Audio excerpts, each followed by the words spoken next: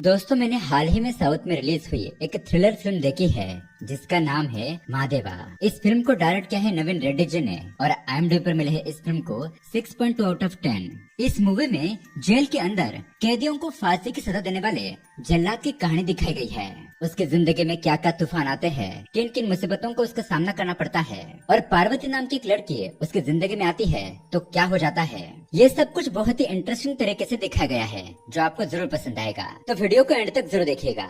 अगर आप हमारे चैनल पर नए आए हो तो वीडियो को लाइक करके चैनल को सब्सक्राइब जरूर कीजिए। चलिए शुरू करते हैं आज की कहानी। कहानी की शुरुआत में साल 2004 में हमें एक जगह पर महादेव की बहुत बड़ी मूर्ति दिखाई जाती है। वहाँ पास में एक गाँव होता है और तभी हम देखते हैं एक लड़की कार से उस गांव में पहुंचती है। वो सीधा वहां पर मौजूद एक पुराने जेल के अंदर जाती है। फिलहाल ये जेल बंद पड़ा होता है। वो लड़की वहां पर बनाए गए कमरे के अंदर जाती है और एक कमरे में बटरफ्लाई की ड्राइंग बनी थी।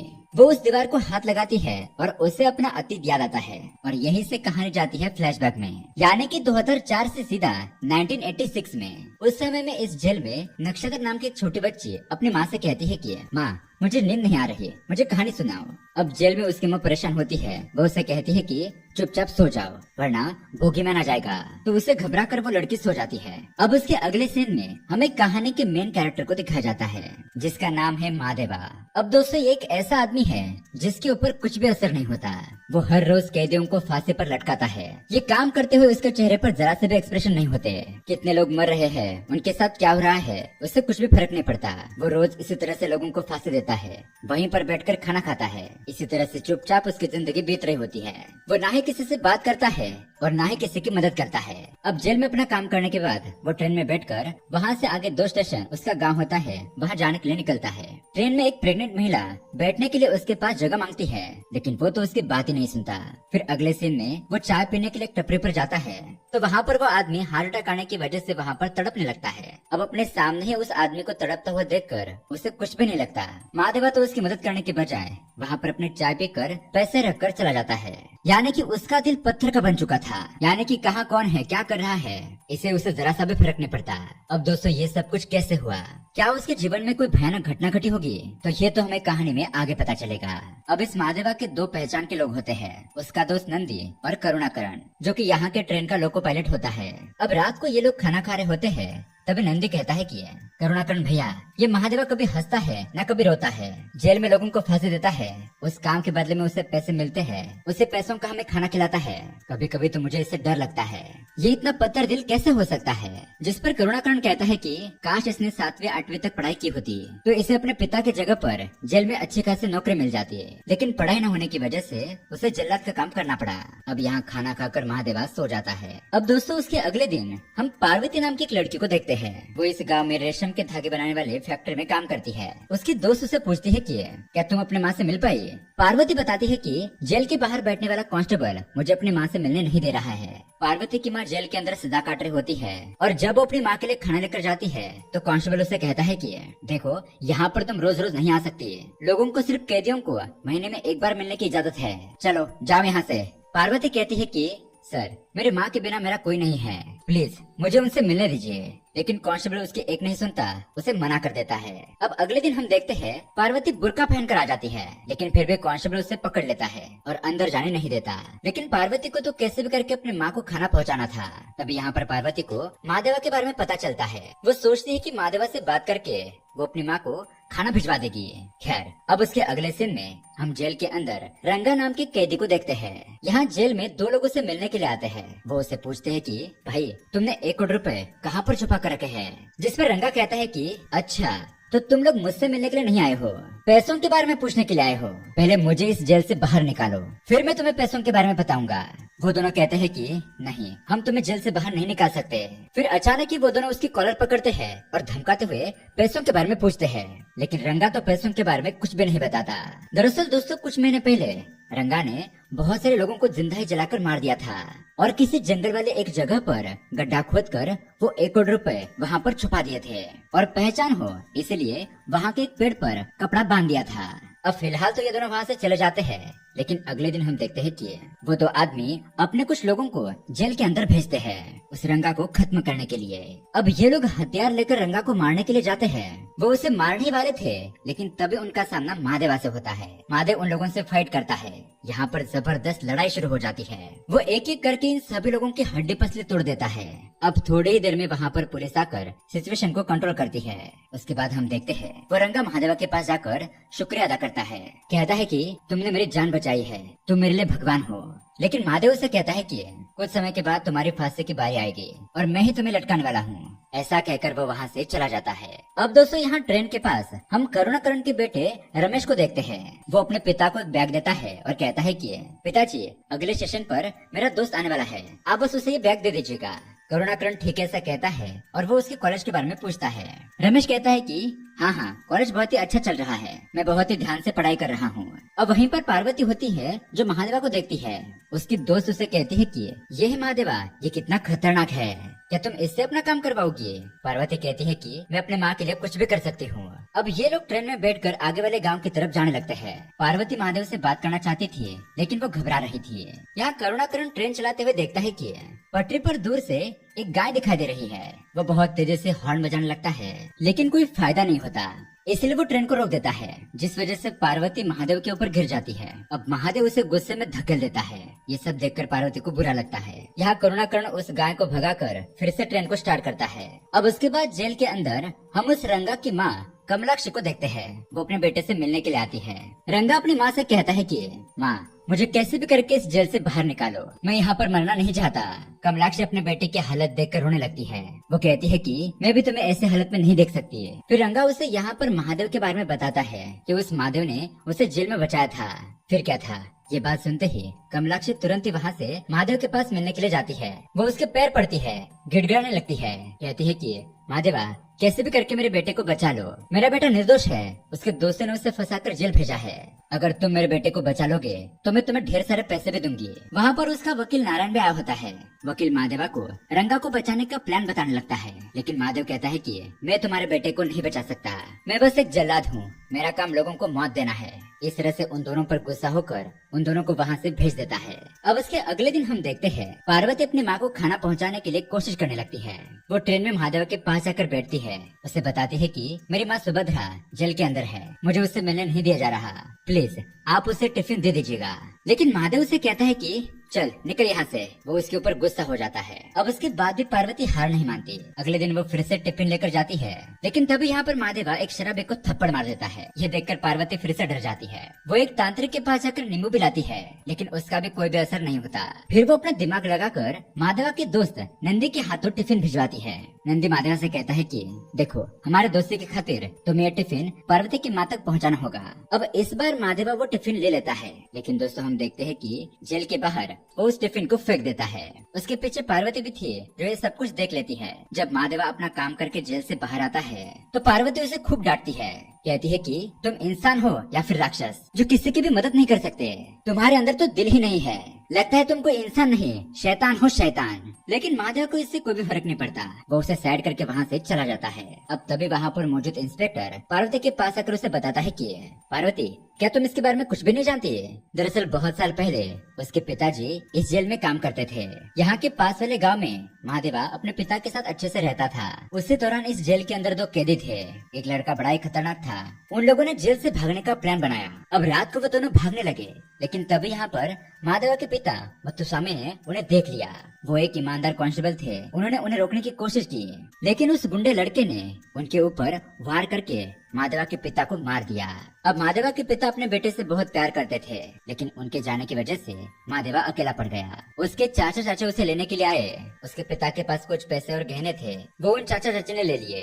अब दोस्तों यहाँ पर पार्वती को यह सब कुछ जानने के बाद महादेवा के लिए बुरा लगता है कि वो अनाथ है और उसके साथ ये सब कुछ हुआ। अब उसके अगले दिन हम देखते हैं महादेवा ट्रेन में बैठकर अपने काम के लिए जा रहा होता है। उससे डिब्बे में पार्वती और उसके दोस्त भी होती है। पार्वती मंदिर गई थी तो वो यहाँ पर सबको प्रसाद बांटने लगती है। महादेवा को भी देती है, लेकिन वो प्रसाद नहीं लेता। तो पार्वती अपनी जगह पर जाकर बैठ जाती है। अब एक जगह पर ट्रेन जाते हुए बाहर से कुछ छोटे बदमाश लड़के उस ट्रेन को पत्थर मारते हैं और उसमें से एक पत्थर महादेवा के सिर पर लग जाता है। चोट लगने की वजह से खून बहने लगता है। अब ये देखकर पार्वती से रहा नहीं जाता। वो उसकी मदद करने के लिए आगे आती है, लेकिन महादेवा तो उसे हटा देता है। पर इस बार पार्वती उसकी एक भी बात नहीं सुनती। वो उसके ऊपर चिल्लाती है और उसे चुप रहने की धमकी देती है। फिर अपना पल्लू फाड़कर कपड़ा उसके सर पर बांध देती है और यहाँ पर महादेवा तो सिर्फ देखते ही रह जाता है। खैर, अब उसके अगले सीन में हम कहानी के सबसे बड़े गुंडे समुद्रा को देखते हैं। ये एक बहुत ही खतरनाक आदमी होता है। चारों तरफ इसके अवैध कारोबार का जाल फैला हुआ था। बहुत सारे लड़के पैसों के लालच में इसके लिए काम करते हैं। अब वो अपने आदमियों को ड्रग्स के पैकेट देता है, उन्हें समझाता है कि ये सब कुछ तुम्हें पुलिस और लोगों से बचते हुए कॉलेज के लड़के और लड़कियों तक पहुंचाना है। अभी तो इसकी शुरुआत है, आगे जाकर ये ड्रग्स लड़के और लड़कियों की पसंदीदा चीज बनेगी। इसकी डिमांड बहुत बढ़ेगी, जिससे कि हम बहुत सारे पैसे कमाएंगे। तो तुम लोग भी पैसे कमाने के लिए तैयार हो जाओ और चुपके से इसका सप्लाई करो।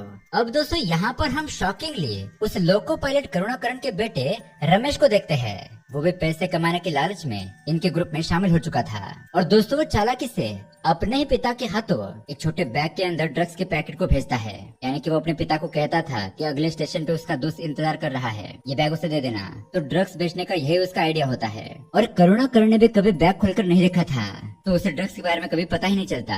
अब यहाँ पर कुछ लोग समुद्रा से कहते हैं, भाई हमें ये काम करने में थोड़ा डर लग रहा है। फिर समुद्रा उन लोगों को एक कुएं के पास ले जाता है। पत्थर उठाकर वो पत्थर कुएं के अंदर फेंकने के लिए कहता है। वो कुआं बहुत ही गहरा था, जिससे कि उन्हें कुछ समझ नहीं आता, लेकिन पत्थर गिरते ही चिल्लाने की आवाज आती है। दरअसल उसके अंदर एक पुलिस वाला होता है जो पत्थर गिरने की वजह से मर चुका था। समुद्रा उन लोगों को बताता है कि तुम लोगों को दिलो दिमाग से ये डर निकाल फेंकना होगा और बहुत ही शातिर तरीके से ये काम करना होगा, तभी तुम लोग पैसे कमा पाओगे। अब इसी दौरान हम समुद्रा को देखते हैं जो कि कब्र के पास जाकर बहुत ही दुखी होकर रोने लगता है। दरअसल उसके भाई की मौत हो गई थी और शायद वो यहाँ पर किसी से बदला लेना चाहता है। अब अगले दिन हम देखते हैं ट्रेन में पार्वती वकील से मिलने के लिए जा रही होती है। उसने अपने एक दोस्त से पैसे मांगे थे, तो वो लड़की उसे 2000 रूपए दे देती है। अब उस टाइम पर 2000 मतलब बहुत सारे पैसे थे। पार्वती तुरंत ही उन पैसों को संभाल कर अपने पर्स में रख देती है। हम देखते हैं उस डिब्बे में महादेवा भी होता है। तो थोड़ी देर के बाद वो ट्रेन एक टनल से गुजरती है। फिर पार्वती अपने बैग में देखती है तो वो पैसे वाला पर्स होता ही नहीं है। यह देखकर वो घबरा जाती है, अपने पैसे को इधर उधर ढूंढने लगती है। कहती है कि पैसे नहीं मिले तो मैं अपनी माँ को कैसे छुड़ाऊंगी। वो वहाँ पर मौजूद महादेवा से मदद मांगती है, लेकिन वो तो उसे धक्का दे देता है। पार्वती के सर पर चोट आ जाती है। वो उसे कहती है कि क्या तुम पूरी तरीके से पत्थर के हो? क्या इस दुनिया में सिर्फ तुम्हारे माता पिता नहीं हैं? तुम्हारे जैसे और भी बहुत सारे लोग हैं, लेकिन वो तो पत्थर दिल के नहीं बने, जो लोगों की जरा से भी मदद नहीं करते। तभी वहाँ पर नंदी आता है और पार्वती से पूछता है, तो वो उसे चोरी की बात बता देती है।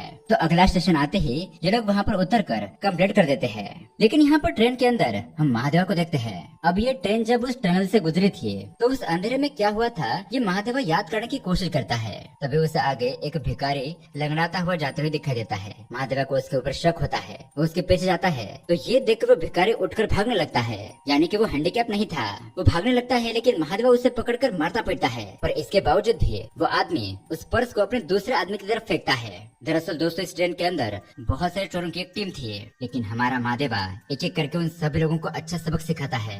फिर फाइनली वो उस पर्स को हासिल कर लेता है और उसमें से पैसे पार्वती को जाकर दे देता है। अपने पैसे देकर पार्वती उसे शुक्रिया अदा करती है। वो उसे माफी भी मांगती है, क्योंकि उसने महादेवा को बहुत ही भला बुरा कहा था। वो तो उसके गले लग जाती है। और दोस्तों, इस घटना से महादेवा थोड़ा थोड़ा बदलने लगता है। उसके चेहरे पर थोड़ी सी मुस्कुराहट आ जाती है। अब अगले दिन फिर से पार्वती टिफिन लेकर जाती है। वो महादेवा के बगल में बैठकर कहती है कि ये टिफिन मेरी माँ के लिए नहीं है, बल्कि तुम्हारे लिए है। और इस बार महादेवा वो टिफिन ले लेता है। फिर वो एक जगह पर जाकर उस डिब्बे को खोलता है तो उसके अंदर पूरन पुली थी। वो उसे बहुत ही प्यार से खाता है। उसके बाद हम देखते हैं वो पार्वती का टिफिन जेल के अंदर ले जाकर उसके माँ को भी दे देता है। और यहाँ पर दूसरी महिला के जो छोटी बच्ची नक्षत्रा होती है वो उसके साथ भी अच्छा बर्ताव करता है। अब धीरे धीरे उसकी पार्वती से मुलाकातें बढ़ने लगती है, उसकी हंसी लौट आती है और इन लोगों की दोस्ती बहुत ही अच्छी हो जाती है। ऐसे ही एक दिन आइसक्रीम वाला बंदा आइसक्रीम ले लो कहते हुए भोपू बजाने लगता है, लेकिन उसकी आवाज सुनकर अचानक ही महादेवा को कुछ हो जाता है। वो बहुत ही डरने लगता है।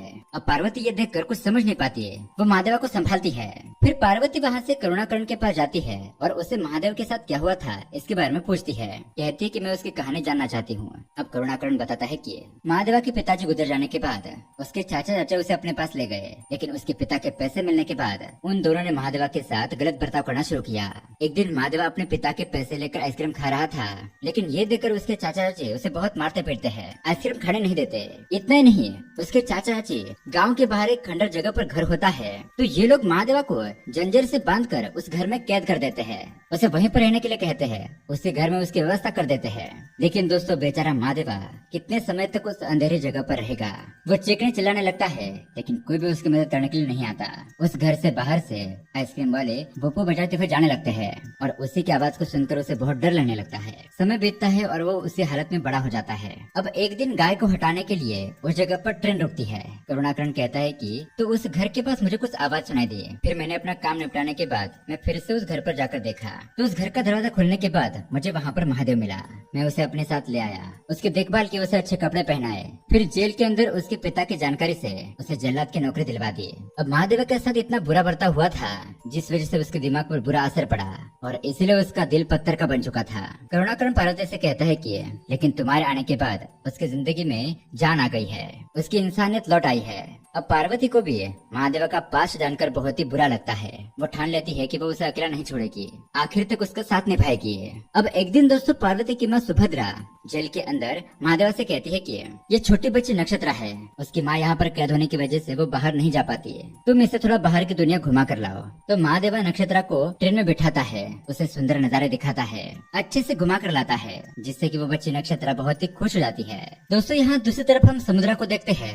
यहाँ पर बड़े बड़े लोगों की मीटिंग चल रही थी और वो वहाँ पर पहुँचता है, लेकिन आधे घंटे से देर तक पहुँचने की वजह से कुछ लोग उसके ऊपर गुस्सा होने लगते हैं। समुद्रा कहता है कि मैं तुम लोगों की तरह खाली नहीं बैठा हूँ, मुझे बहुत बड़े बड़े काम होते हैं। अब ये बात सुनकर और भी लोग गुस्सा हो जाते हैं, उसे धमकाते हैं कि ऐसा नहीं चलेगा, लेकिन फिर भी समुद्र उनकी बात नहीं सुनता। वो अपने गुस्से से उन लोगों को शांत कर देता है और यहाँ पर ड्रग्स के डीलिंग की आगे की बात चलने लगती है। ये सभी लोग अपना माल बहुत बड़े बड़े स्टेट में पहुँचाने की साजिश कर रहे थे। अब उसके अगले सीन में हम देखते हैं उस जेल में कैद रंगा की माँ कमलाक्षी फिर से महादेवा के पास आती है अपने बेटे की जान बचाने की प्रार्थना करने के लिए। अब इस बार महादेवा ठीक ऐसा कहता है, मैं आपके बेटे को बचाऊंगा। लेकिन दोस्तों उसके बाद यहाँ पर हमें एक शॉकिंग बात पता चलती है कि महादेवा के वहाँ से जाने के बाद कमलाक्षी के तो तेवर ही बिगड़ जाते हैं। दरअसल वो एक बहुत ही अमीर महिला थी और यहाँ पर हमें पता चलता है कि वो और उसका बेटा दोनों ही अवैध धंधा चलाते हैं, लोगों को मारते पीटते हैं, उनको लूटते हैं। और यहाँ पर कमलाक्षी ने किसी को पता न चले इसलिए ऐसा साधारण वेश बदल कर रह रही थी अपने बेटे को जेल से छुड़ाने के लिए, और वकील नारायण भी उसकी मदद कर रहा था। उसके बाद हम देखते हैं कुछ दिन बाद उस रंगा को फांसी की सजा सुनाई जाती है। अब उस दिन रंगा महादेव के पास आकर कहता है कि मुझे बहुत डर लग रहा है यार, तुम मुझे बचा तो लोगे ना। महादेवा कहता है कि तुम चिंता मत करो, मैं तुम्हें बचा लूंगा। लेकिन दोस्तों महादेवा तो उसे बचाने के बजाय फांसी ही दे देता है। दरअसल इससे पहले रंगा के बारे में पार्वती ने महादेवा को उसकी सच्चाई बता दी थी। जब महादेवा ने पार्वती से रंगा के बारे में पूछा तो पार्वती उसे पेपर दिखाते हुए बताती है कि वो रंगा तो बहुत ही खतरनाक आदमी है, उसने बहुत सारे लोगों को मारा पीटा है, कई लोगों को खत्म कर दिया है, लोगों की जिंदगी बर्बाद कर दी है उसने, उसे तो जीने का कोई अधिकार नहीं है। तो ये बात पता चलने की वजह से महादेवा ने उसे फांसी दे दी थी। अब जेल के बाहर कमलाक्षी जब अपने बेटे को मरा हुआ देखती है तो उसे बहुत ज्यादा दुख होता है, लेकिन वो यहाँ पर महादेवा के ऊपर गुस्सा नहीं करती, उसे जाने देती है। अब कुछ महीनों के बाद हम देखते हैं कि अच्छा बर्ताव करने के लिए जेल से कुछ कैदियों को रिहा किया जाता है और उसमें से दोस्तों पार्वती की माँ सुभद्रा भी एक होती है। अब अपनी माँ को जेल से रिहा होता हुआ देखकर पार्वती बहुत ही खुश हो जाती है। वो अपनी माँ को लेकर मंदिर जाती है प्रार्थना करने के लिए। लेकिन तभी दोस्तों हम यहाँ पर समुद्र और उसके लोगों को देखते हैं और वो यहाँ पर पार्वती और सुभद्रा को मारने के लिए आए थे। लेकिन लकीली तभी वहाँ पर महादेव पहुँच जाता है, वो समुद्रा के लोगों से लड़ता है। यहाँ पर बहुत ही खतरनाक लड़ाई होती है। महादेवा समुद्रा को भी दौड़ा दौड़ा कर मारता है, जिससे कि अब वो लोग घबरा कर वहाँ से पीछे हट जाते हैं। फिर घर पर आने के बाद पार्वती और सुभद्रा महादेवा को बताते हैं कि वो सुभद्रा उन्हें क्यों मारना चाहता है। दरअसल कुछ साल पहले ये दोनों दूसरे गांव में रहती थी, लेकिन वहाँ पर बालू नाम का एक आदमी था। वो हवस से भरा हुआ शैतान था। वो गुंडा जो भी महिला उसे पसंद आती उसे उठाकर उसके साथ गलत काम करता। एक दिन ऐसे उसकी नजर पार्वती और सुभद्रा पर पड़ी। उसने उन दोनों को उठाकर एक जगह पर ले गया, उन दोनों के साथ गलत काम करने की कोशिश की।